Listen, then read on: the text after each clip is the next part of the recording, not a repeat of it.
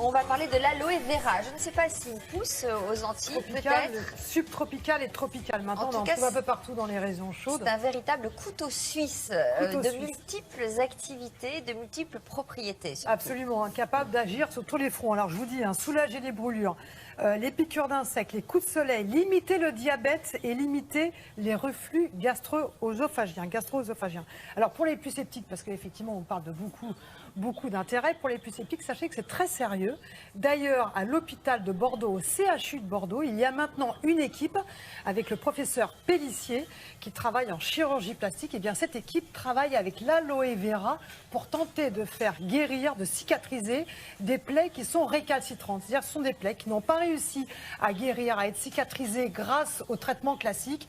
Et maintenant, eh bien, ce professeur Pellissier a décidé dans son service d'introduire l'aloe vera, de le mettre sur les plaies. Et les résultats sont tout à fait exceptionnels. Alors évidemment, on a voulu en savoir plus. Nous nous sommes rendus à Bordeaux et nous avons suivi une patiente, Maïté, gravement brûlée sur la cuisse.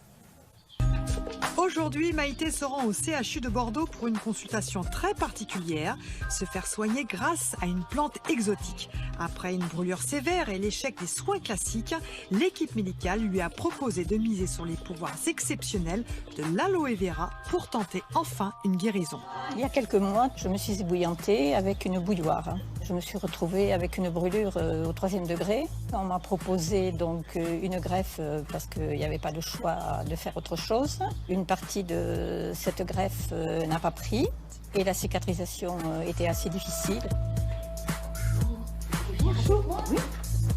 Curieusement, on m'a proposé un soin que je ne connaissais pas du tout. Enfin, je connaissais le nom de la plante qui est l'aloe vera et j'ai accepté. 3 fois par semaine, donc je revenais à l'hôpital pour me faire des soins à l'aloe vera. Ce soin était donc très agréable. Cette crème est onctueuse, très parfumée et de plus, elle hydrate parfaitement. C'est vrai que lorsqu'on a une brûlure, il y a une odeur et avec l'aloe vera, je n'avais plus cette odeur. Une cicatrisation rapide grâce à cette thérapie millénaire, c'était le défi du professeur Pellissier lorsqu'il a tenté cette nouvelle expérience il y a 6 mois. Après 6 mois d'essai, ce qu'on constate effectivement, c'est que la cicatrisation semble s'accélérer. Les pansements sont remarquablement indolores, c'est-à-dire que le changement de pansement est très confortable pour le patient. Et on a également une réduction de l'inflammation de la plaie elle-même, mais surtout des tissus autour de la plaie, ce qui permet une meilleure cicatrisation.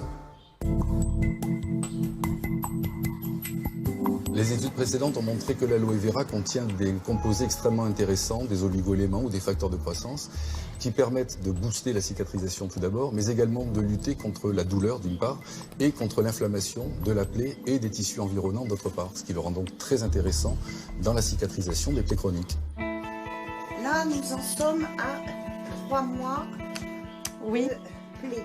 Oui. Et ça fait 3 semaines que nous ne nous sommes pas vus. Oui. Mais c'est guéri.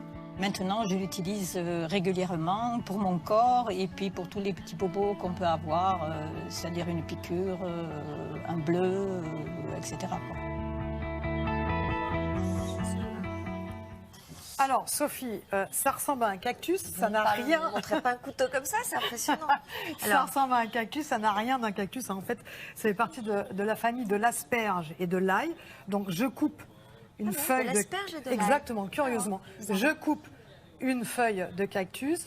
Voilà, vous regardez à l'intérieur et c'est riche. Voilà, et ce qui nous intéresse, c'est cette partie-là. Vous voyez ce gel-là qui dégouline, eh ben, ça, c'est ce gel-là qui est exceptionnel pour notre santé. Voilà, d'ailleurs, il faut savoir que vous n'êtes pas obligé d'aller vers les produits que l'on trouve en cosmétique ou même pour la nutrition. On peut très bien prendre ce gel, le prendre, vous l'avez chez vous, vous le rentrez l'hiver parce que l'aloe vera est fragile, et vous l'appliquez directement, vous le prenez et vous l'appliquez directement sur votre peau et ça va être très très vite absorbé. Vous allez voir que ça a une absorption extraordinaire. Alors les propriétés, c'est quoi? C'est cicatrisant, les propriétés, c'est hydratant. Je vais vous parler de propriétés qui ont été avérées par des études scientifiques, vous le savez, c'est toujours la même chose. Avec moi donc, potentiel anti-inflammatoire. Ça sent pas bon. Oui, mais c'est bien. Oui, c'est vrai. Potentiel anti-inflammatoire.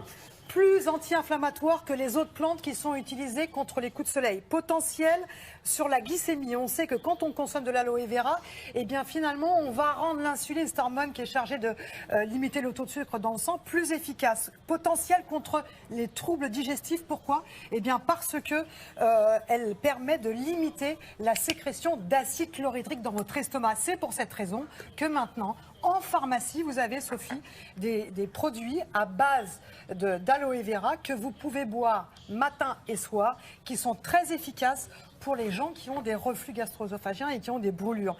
Et ça marche vraiment bien. Donc ça, vous pouvez le trouver en pharmacie. Vous pouvez trouver des produits maintenant, que ce soit en cosmétique, que ce soit dans les magasins bio. Il faut faire très attention parce que quand j'ai fait mon petit shopping avec Margot, eh bien, nous avons vu qu'il y avait des produits qui étaient mal dosés. C'est-à-dire que quand vous allez choisir, par exemple, certaines boissons, vous voyez aloe vera, 100% bio, super. Sauf qu'il n'y a pratiquement pas d'aloe vera ou très peu d'aloe vera dans ces produits. Et en plus, ils ont rajouté du sucre. Donc, pas d'intérêt. Il faut aller vers des produits de très bonne qualité où vous voyez qu'il y a un minimum 80% d'aloe vera et quand ils ont respecté le process de fabrication pour avoir des bons nutriments dedans. Donc ça, c'est important. Et puis là, pour les pommatures, pour la beauté, pour hydrater les mains. Et puis ça, c'est pour la santé.